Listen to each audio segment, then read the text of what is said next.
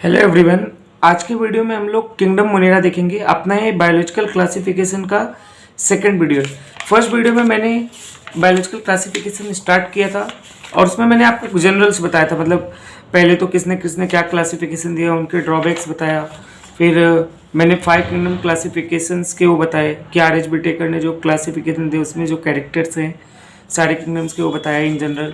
फिर उसके बाद मैंने थोड़ा मोड़ा आपको कॉल वूस के बारे में बताया जिन्होंने 3 डोमेन सिस्टम दिया। अब हम एक एक करके एक एक किंगडम को देखेंगे। तो अगर आपने पहला वीडियो नहीं देखा है तो आप फर्स्ट वीडियो देख सकते हैं, आपको डिस्क्रिप्शन में लिंक में नीचे मिल जाएगा और इसका नोट्स भी आपको नीचे मिल जाएगा। ठीक है, ये जो भी मैं पढ़ा रहा हूँ ये सिर्फ और सिर्फ एनसीईआरटी से पढ़ा रहा हूँ, पूरा नीट पॉइंट ऑफ व्यू, कुछ भी एक्स्ट्रा मैं एनसीईआरटी के अलावा नहीं बता रहा हूँ क्योंकि पेपर तो एनसीईआरटी से ही आना है 99%। ठीक है, तो आगे देखते हैं और आप एमटीजी वगैरह से सॉल्व करना स्टार्ट कर दो, उससे ही स्टैंडर्ड बुक है वो। तो किंगडम मोनेरा में मेनली क्या होते हैं, बैक्टीरिया होते हैं और ये मोस्ट एबंडेंट माइक्रो ऑर्गेनिज्म है। अगर माइक्रो ऑर्गेनिज्म की बात करें तो सबसे ज़्यादा बैक्टीरियाज ही हैं और ये एक्सट्रीम हैबिटेट्स में रह सकते हैं, जैसे कि hot springs, desert, snows, deep oceans, जहाँ हम नहीं रह सकते वहाँ ये रह सकते हैं। इनमें भी सबसे ज़्यादा क्या होते हैं, पैरासाइट्स होते हैं। जो बैक्टीरियाज होते हैं ना, उनके जो स्ट्रक्चर्स होते हैं बहुत ही सिंपल होते हैं बट बिहेवियर कॉम्प्लेक्स होते हैं। क्या कहना चाहते हो sir? Behaviour complex in the sense कि याद करो जब मैंने तुम्हें इनका न्यूट्रिशन बताया था तो मोड ऑफ न्यूट्रिशन में बैक्टीरिया जो था वो ऑटोट्रोपिक था और हेट्रोट्रोपिक भी था। और फिर ऑटोट्रोपिक में भी वो कीमो भी था और फोटो भी था। हेट्रो में भी पैरासिटिक और सेप्रो था। मतलब सोचो बैक्टीरिया के सारे इतने छोटे छोटे थे, सबके स्ट्रक्चर सिंपल से होते हैं लेकिन उनकी वेरिएशंस देखो, कोई कीमो है, कोई फोटो है, कोई पैरासिटिक है, कोई सेप्रो है। तो मेटाबॉलिक डाइवर्सिटी वगैरह जो बिहेवियर्स है उनके ज़्यादा उन्हीं के हैं। ठीक है, आगे देखते हैं अब क्या आगे है, हो सकता है आगे देखते हैं। जो बैक्टीरियाज होते हैं ना, ये मोस्ट के जो ग्रुप होते हैं ना, ये most extensive metabolic diversity show करते हैं। इनमें कुछ जो होते हैं ऑटोट्रोपिक होते हैं, जो कि जैसे कि फोटोसिंथेटिक हो सकते हैं या कीमोसिंथेटिक हो सकते हैं। कुछ जो होते हैं वो हेट्रोट्रॉप्स होते हैं। हेट्रोट्रॉप्स में भी या तो सेप्रोट्रॉप्स होगा या तो पैरासाइट होगा। सेप्रोट्रॉप्स क्या होता है, जो डेड ऑर्गेनिक मैटर पे खाए। पैरासाइट्स क्या होता है, जो किसी लिविंग ऑर्गेनिज्म पे फीड करे। बराबर है, वो एक्टोपैरासाइट भी हो सकता है और एंडोपैरासाइट भी हो सकता है। अब हम बैक्टीरिया का क्लासिफिकेशन देखेंगे बेस्ड ऑन देयर शेप। ये जो क्लासिफिकेशन है सिर्फ और सिर्फ शेप के बेस पे। तो शेप के बेस पे टोटल 4 टाइप के बैक्टीरियाज हो सकते हैं, 1 2 3 4। ये जो पहले बैक्टीरिया दिख रहे हैं कुछ आपको स्पेरिकल दिख रहे हैं, छोटे छोटे स्पीयर जैसे।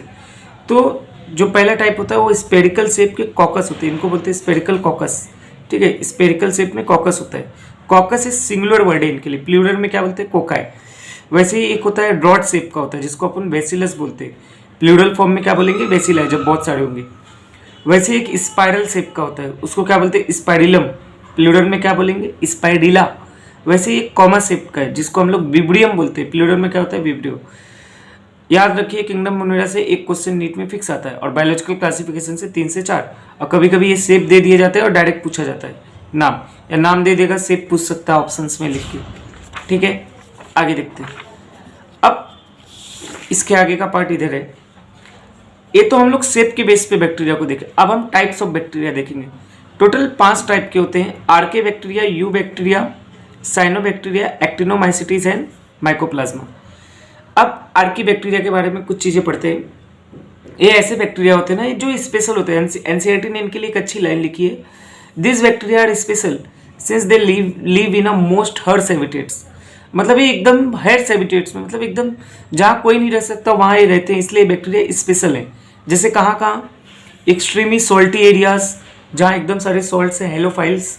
ठीक है, हॉट स्प्रिंग्स जैसे कि थर्मो एसिडोफिल्स, ज़्यादा टेम्परेचर हो, मार्सी एरियाज, मिथेनोजेंस। अब इनका रीजन एनसीईआरटी ने क्या दिया है, archaebacteria differs from other bacteria. जितने भी और बैक्टीरिया है ना, चारों जितने नीचे, उनसे आर्के बैक्टीरिया डिफर करता है। क्यों?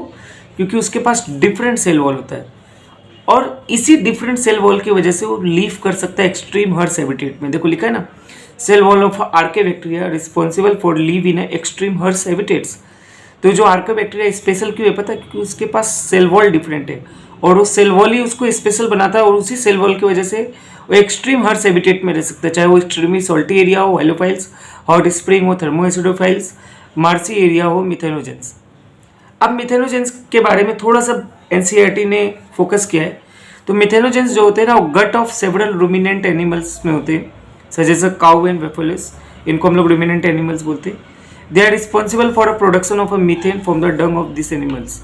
ठीक है, जो इन एनिमल्स के डंग होते हैं ना, उनके मदद से ये मीथेन बनाता है बायोगैस प्लांट। ठीक है, अब अगला टाइप का बैक्टीरिया जो है वो यू बैक्टीरिया है। बायो में कभी भी यू वर्ड आए ना तो आप उसका मतलब ट्रू समझा करें, ई यू, जैसे कि यू कैरियोट्स, ट्रू न्यूक्लियस। ठीक है, तो जो यू बैक्टीरिया होते हैं वो कैरेक्टराइज होते हैं, उनमें रिजिड सेल वॉल होता है एंड इफ मोटाइल, और अगर वो मोटाइल हैं तो उनके अंदर क्या होता है, फ्लैजेलम होता है, फ्लैजिला।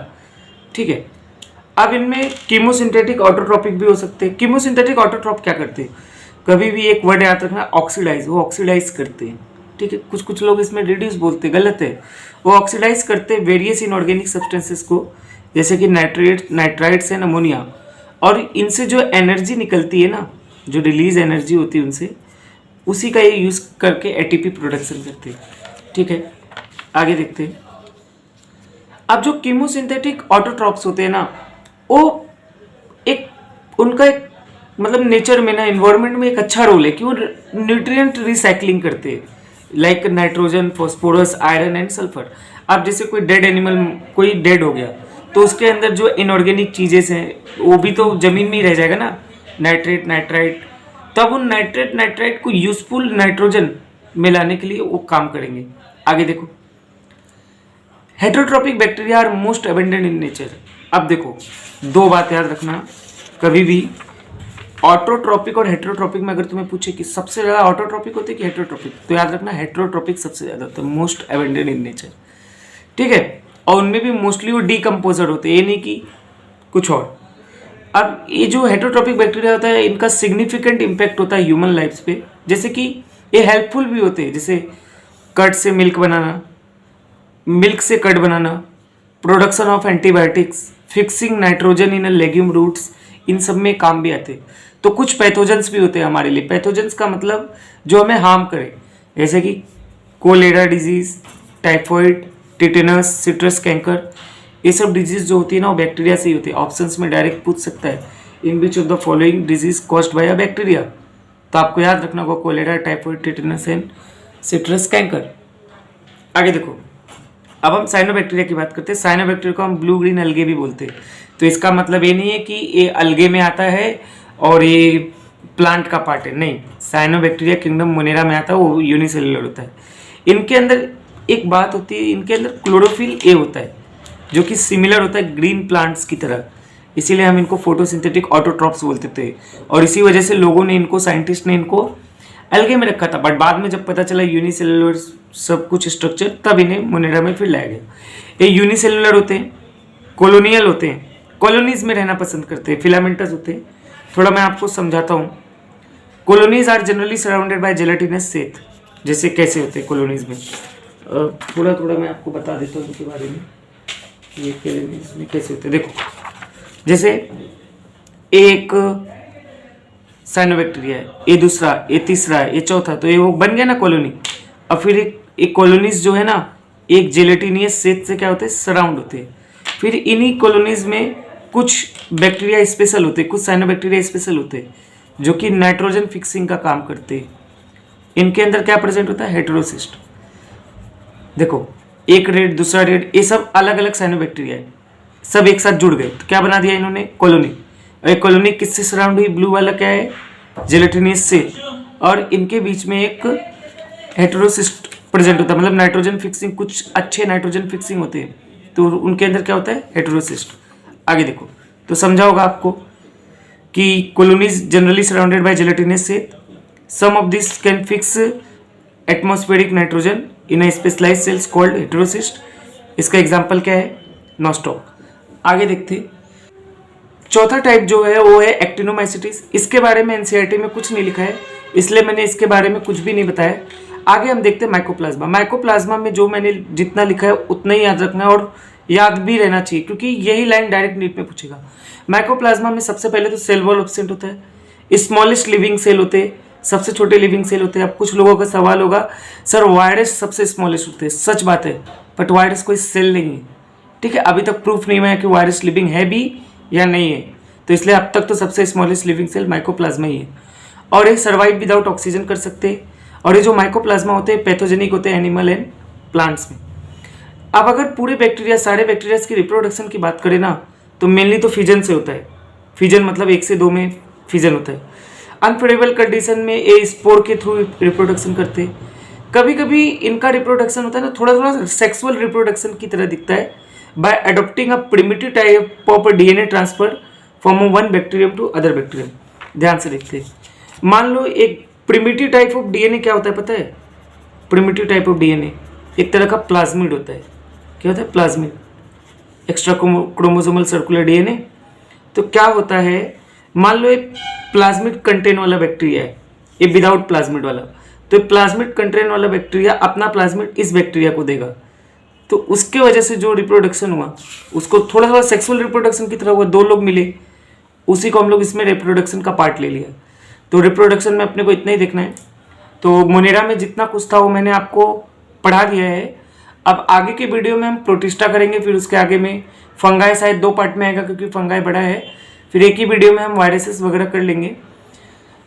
और ज़्यादा से ज़्यादा जो चैनल है ना, जो कंटेंट है ना, आप नीडी स्टूडेंट तक पहुँचाओ। और थैंक यू।